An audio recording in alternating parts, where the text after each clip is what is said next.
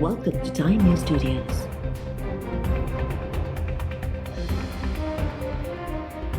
You are watching 5 p.m. Bulletin.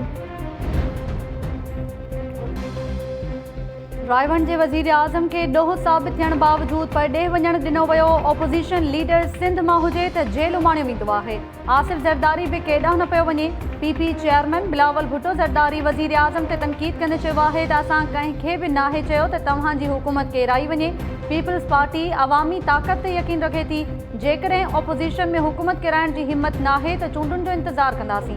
अवाम खे मौक़ो मिलियो त पीटीआई हुकूमत खे लत हणी ॿाहिरि उछलींदी। वोट हुजण बावजूद बेएतमादी रिथ आणण बदिरां इस्तीफ़ा ते ज़ोर ॾियणु हुकूमत जी सहूलियतकारी बराबरि आहे। नवाज़ लीग जे ताननि ऐं तनक़ीदुनि बावजूद बजट जे मामले ते पंहिंजा मेंबर्स शहबाज़ शरीफ़ हवाले कयां थो। हाणे ऑपोज़िशन लीडर हुकूमती बजट खे रोके ॾेखारे। पीपी चेयरमैन चूंड सुधारनि बाबति हुकूमती ऑर्डिनेंस खे बि रद्द करे छॾियो। इलेक्शन कमीशन खां ऑर्डिनेंस ख़िलाफ़ स्टैंड वठण जो मुतालबो।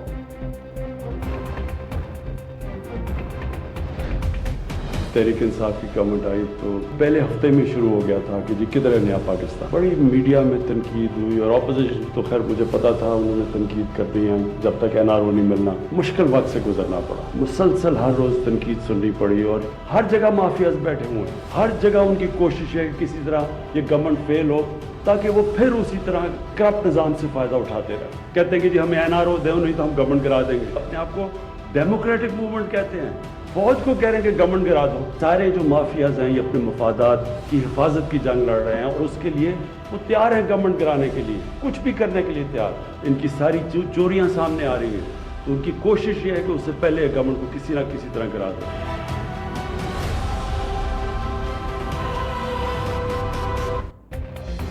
पाण खे जमहूरी सॾाईंदड़ फ़ौज खे चई रहिया आहिनि त हुकूमत किराए छॾियो। माफ़ियाज़ जी ख़्वाहिश आहे त कंहिं तरीक़े सां हुकूमत खे किराइजे। माफ़ियाज़ जा मुल्क खां ॿाहिरि अरबें डॉलर्स आहिनि, तंहिं करे पंहिंजनि मफ़ादनि ख़ातिर कुझु बि करण लाइ तयारु आहिनि। वज़ीर आज़म इमरान ख़ान ऑपोज़िशन ते तनक़ीद कंदे चयो आहे त उहे चवनि था त एनआरओ ॾियूं न त हुकूमत किराए छॾींदा।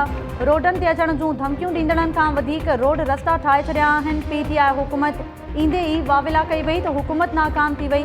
जिते कानून जी हुकुमरानी हुजे उते खंड या कब्ज़ा माफ़िया नथी हली सघे।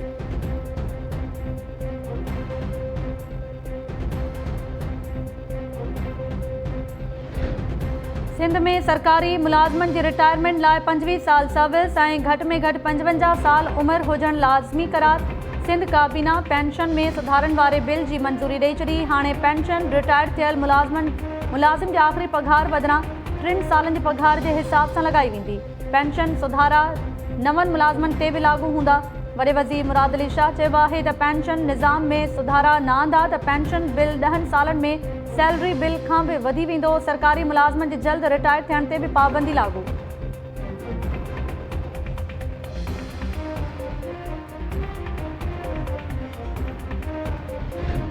वफ़ाक़ी बजट में सरकारी मुलाज़िमनि जी पघारुनि में 10 खां 15% वाध जी तजवीज़। पघारदार तबिके ते नओं टैक्स न लॻाइण जी तजवीज़। बजट दस्तावेज़नि मूजिबि पघार ऐं पेंशन लाइ 95 अरब इज़ाफ़ी मुख़्तस करण ते गौर।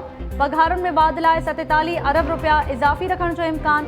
डिफेंस सर्विसिज़ लाइ 1330 अरब रखण जी तजवीज़।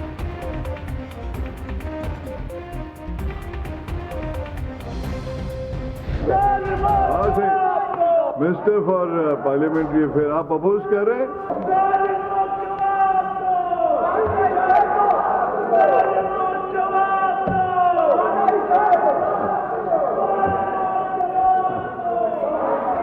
Okay, now I put the motion to the House. Those who are for the motion may say aye. Aye. Against may say no. Ayes have it, ayes have it. The motion is carried. Sindh assembly जे इजलास दौरान कराची में पाणी जी खोट ख़िलाफ़ opposition जो एहतजाज ऐं गोड़। पीटीआई ऐं मुतहिदा मेंबर्स तरफ़ां हथनि में प्ले कार्ड खणी कराची खे पाणी ॾियो जी नारेबाज़ी।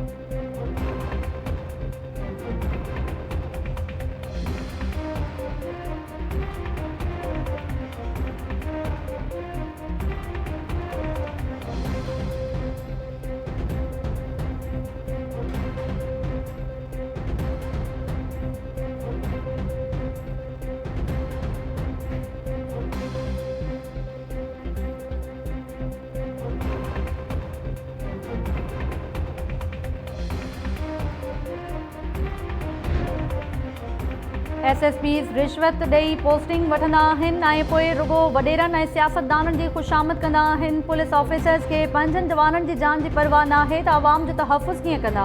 सिंध हाई कोर्ट सखर में मुमताज़ छॾण क़त्ल केस में जस्टिस आफ्ताब गोरड़ जा रिमार्क्स। अदालत क़त्ल केस जा जवाबदार गिरफ़्तार न थियण ते पुलिस जी रिपोर्ट रद्द करे छॾी।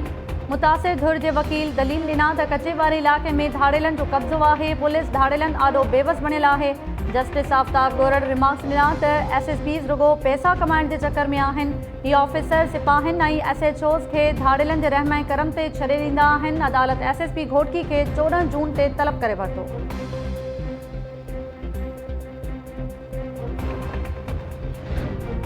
सिंध काबीना सीट कारपोरेशन में माली बहरान ऐं बदइंतज़ामी जी जांच लाइ कमेटी जोड़े वरिती। नाणे खाते जे सेक्रेटरी, सकाफ़त, ज़राअत ऐं रेवेन्यू खाते जा वज़ीर कमेटी में शामिल।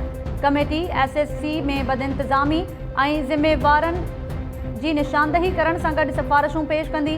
सिंध काबीना सीट कारपोरेशन जो MD निजी शोबे मां मुक़ररु करण जी बि हिदायत करे छॾी। चीफ सेक्रेटरी खे माली बहरान सबबि मुतासिरनि बाबति ब्रीफिंग ॾियण जी हिदायत।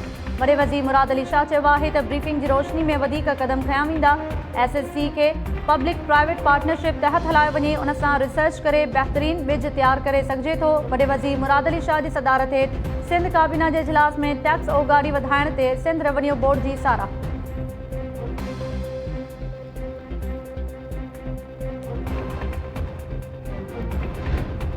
खुर्शीद शाह सुप्रीम कोर्ट मां ज़मानत वारी दरख़्वास्त वापसि वठी छॾी। अदालत दरख़्वास्त ख़ारिज करे छॾी। सुप्रीम कोर्ट हुकुम ॾिनो आहे त सिंध हाई कोर्ट खुर्शीद शाह जी ज़मानत वारी दरख़्वास्त ते 1 महीने अंदरि फ़ैसिलो करे। छा जांच ऑफिसर खे ख़बर आहे त ज़िमनी रेफरेंस जो नतीजो छा हूंदो? ज़िमनी रेफरेंस जो मतिलबु आहे त फ़र्द जुर्म ॿीहर लागू थींदो। फ़र्द जुर्म ॿीहर लागू थियो त नए सिर ट्रायल थींदो। 2 सालनि बाद नए सिर ट्रायल जो मतिलबु आहे त हार्डशिप नुक़्ते ते ज़मानत पकी आहे। लॻे थो नैब जवाबदारनि जी मिली भगत सां सभु कुझु कंदो आहे। नैब जे अहिड़े क़दमनि जो मक़सदु जवाबदारनि खे फ़ाइदो पहुचाइणु आहे।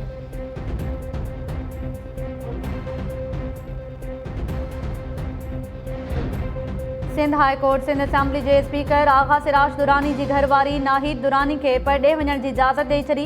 5 लख रुपयनि जा मुचलका जमा कराइण जो हुकुम। आगा सिराज दुरानी जी घरवारी नाहिद दुरानी धीउ सां मुलाक़ात लाइ अमेरिका वञण जी इजाज़त घुरी हुई। अदालत नाहिद दुरानी खे 12 जुलाई ताईं परॾे वञण जी इजाज़त ॾिनी।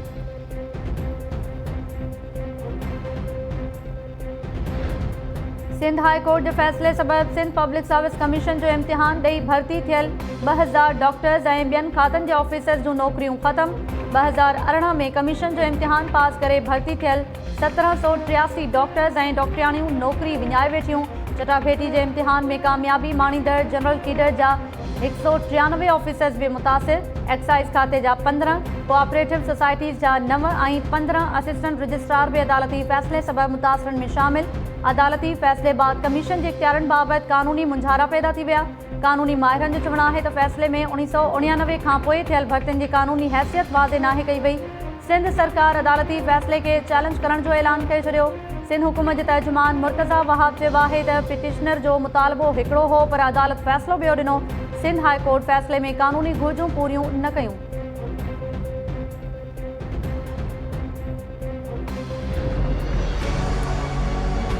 कचे में माण्हुनि जी ठिकाणा हूंदा आहिनि जिन्हनि वटि इहे लोफर ॿाहिरां अचनि था। शिकारपुर खां 2 माण्हू आया जेके तव्हांजे में 2 माण्हू शिकारपुर जा आहिनि। हुननि जो शिकारपुर डिस्ट्रिक्ट में क्रिमिनल रिकॉर्ड बि आहे, पर इहो जेको हिकिड़ो माण्हू असांजे पीर कोट जो आहे जेको हुननि खे ॿाहिरां वठी आयो आहे। असां खां SHA 5 लख घुरिया हुया। हू आया हुया पंहिंजे माइटनि ॾे चवां कोई बि क्रिमिनल रिकॉर्ड न आहे हुननि जो। कंहिं बि थाणे ते पूरे सूबे में कई वञे। SP खां SHA खां को पुछण वारो न आहे। ग़रीब लाइ को कानून न आहे। साईं चवां कूड़ो बिल्कुलु कूड़ो। जीअं पुलिस जी रिवायत रही आहे कूड़े मुक़ाबलनि जी, हीअ बि पुलिस रिवायत पंहिंजी बरक़रार रखंदी आई आहे। पुलिस साॻियो कंदा रहंदा कयो आहे कूड़े मुक़ाबले। विहांव ते वञनि पिया दग ते मारे विधऊं न। हा पकड़े मारिया अथऊं। बेॾोहा बेगुनाह असांजा कसम क़ुरान। बसि भाई वाट वेंदे दग वेंदे कंहिं दावत ॾेई मां।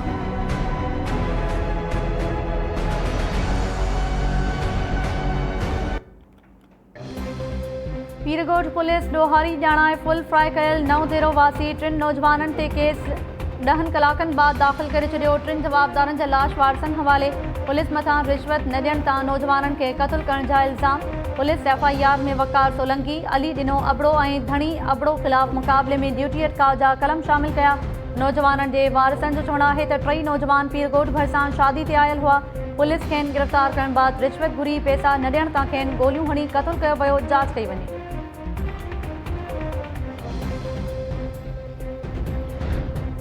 कराची में IG ऑफिस आॾो ख़ुदकुशी कंदड़ मीरपुर ख़ास वासी सब इंस्पेक्टर मुज़फ़र चांडियो मामले जी जांच मुकम्मल।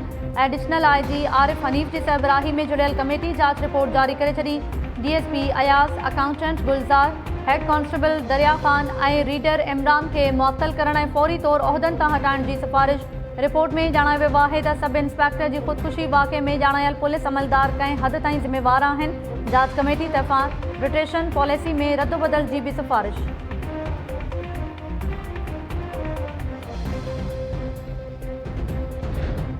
वाकराणी भरिसां नारी मोटरसाइकिल तां लाहे गोलियूं हणी क़त्ल। ॻोठ सोनू जतोई जे सरकारी अस्पताल भरिसां वाक़ियो पेश आयो। मोटरसाइकिल सवार नारी खे क़त्ल करण बाद ॿार खणी फरार थी वियो। पुलिस नारी जो लाश अस्पताल मुंतक़िल करे जांच शुरू करे छॾी। गुड्डू भरिसां गोरहारी नारी मुबैना तौर क़त्ल। पुलिस मुड़ुस समेत 3 ॼणनि खे गिरफ़्तार करे वरितो। नारी साजा चांवरी जो लाश 5 कलाकनि खां अस्पताल में पयल। डॉक्टरानी न हुजण सबबि पोस्टमार्टम न थी सघियो। वारसनि जो चवणु आहे त अस्पताल जो MS चई रहियो आहे त मिडवाइफ ऐं ॿारनि जे डॉक्टर खां पोस्टमार्टम करायो, जेको असांखे मंज़ूर न आहे।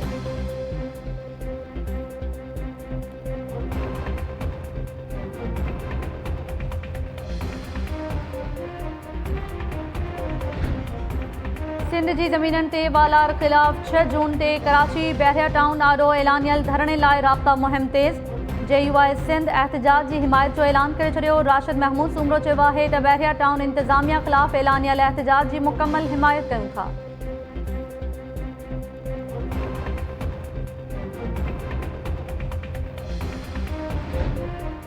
मीरपुर ख़ास में शादी न कराइण तां नौजवान ज़हर पी छॾियो। मलिक राजड़ कॉलोनी में 22 वरनि जे रामचंद भील इंतिहाई क़दम खयो। ॾेरोलाल भरिसां 3 ॿारनि जी माउ ट्रपो ॾेई छॾियो। लाश ज़रूरी कार्रवाई बाद वारसनि हवाले।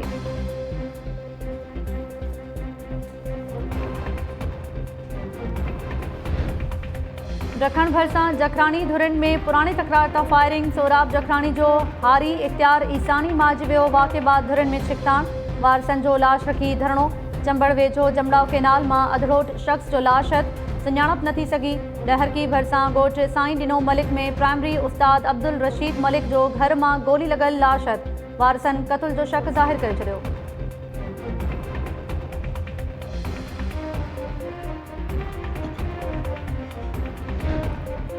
घोटकी जे अॻूणे municipal chairman Askar Shah corruption case में एंटी करप्शन जे सर्किल ऑफिसर अयाज़ मेमुन जी नज़रसानी दरख़्वास्त रद्द। Sindh high court Sukkur bench महफ़ूज़ कयल फ़ैसिलो जारी करे छॾियो। करप्शन केस जी जांच कंदड़ टीम जे सरबराह या ऑफिसर खे जांच मुकम्मल थियण ताईं न हटाइण जो हुकुम बरक़रार। एंटी करप्शन जे रीडर सलीम अब्बास शाह ऐं असिस्टेंट सब इंस्पेक्टर मंज़ूर गोपांग खे anti corruption deputy director office Sukkur में ॿीहर मुक़ररु करण जो हुकुम। अदालत चूंडियल नुमाइंदनि जे हवाले सां सादिक ऐं अमीन बाबति चयल जुमिला बरक़रार रखिया ऐं नज़रसानी वारी दरख़्वास्त ख़ारिज करे छॾी। Sindh high court Askar Shah case में घोटकी एंटी करप्शन जे सर्किल ऑफिसर अयाज़ मेमुन खे सियासी शख़्सियत सां तस्वीर वायरल थियण बाद हटायो हो।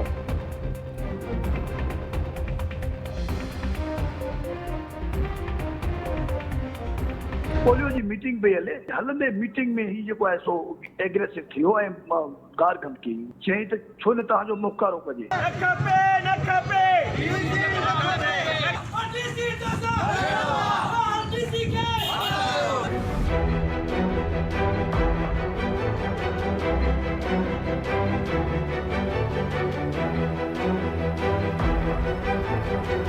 हिकिड़ो पढ़ियल लिखियल कुर्सी ते ज़िम्मेदार माण्हू एॾा गुथा लफ़्ज़ कढे त हिकिड़े ॻोठ जे अनपढ़ जाहिल इंसान ऐं DC ऑफिसियल में कोई फ़र्क़ु कोन्हे। जेको ज़िले हेड जी सीट ते वेठो आहे उनखे पहिरियां त ॻाल्हाइण जी तमीज़ सेखारी रही वञे। असांजे DHO चेकाबाद डॉक्टर अब्दुल गफ़ार रिंद खे इंतिहाई बदतमीज़ी वारा ऐं नादेबा लफ़्ज़ इस्तेमालु कया आहिनि। आउं सम्झां थो त उनखे इन पोस्ट ते रहण जो कोई बि हक़ न आहे।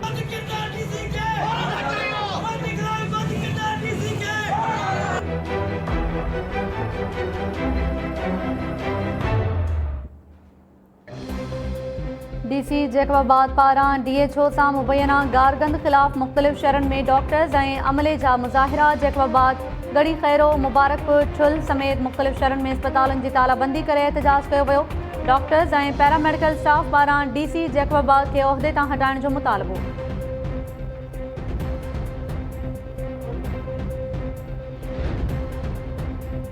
लाड़काने पुलिस जा ड्रामाई अंदाज़ फलाल में लिकायल 2 मोटरसाइकिलूं हथ करे मुक़ाबले जी दावा करे छॾी। एयरपोर्ट थाणे जी पुलिस ॻोठ इमाम बख्श सारियो में फलाल में लिकायल 2 मोटरसाइकिलूं हथ कयूं। अहलकारनि जा नारा हणण वारी वीडियो वायरल। इलाइक़े वासियुनि जो चवणु आहे त पुलिस मोटरसाइकिलूं हथ करण बाद हवाई फायरिंग करे इलाइक़े में ख़ौफ़ बखेड़ियो ऐं जॾहिं अहलकारनि खां पुछा कई त चवण लॻा मुक़ाबले बाद मोटरसाइकिलूं हथ कयूं आहिनि। ॾोहारी भॼी विया।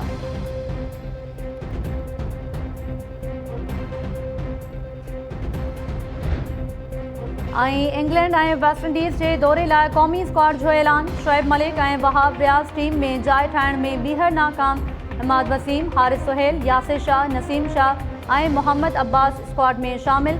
PCB जे चीफ एग्जीक्यूटिव वसीम ख़ान चयो आहे त टीम खे बैलेंस करण जी कोशिश करे रहिया आहियूं। को बि रांदीगर मुस्तक़िल ड्रॉप नाहे कयो वियो। टीम मुस्तहकम नज़र अची रही आहे।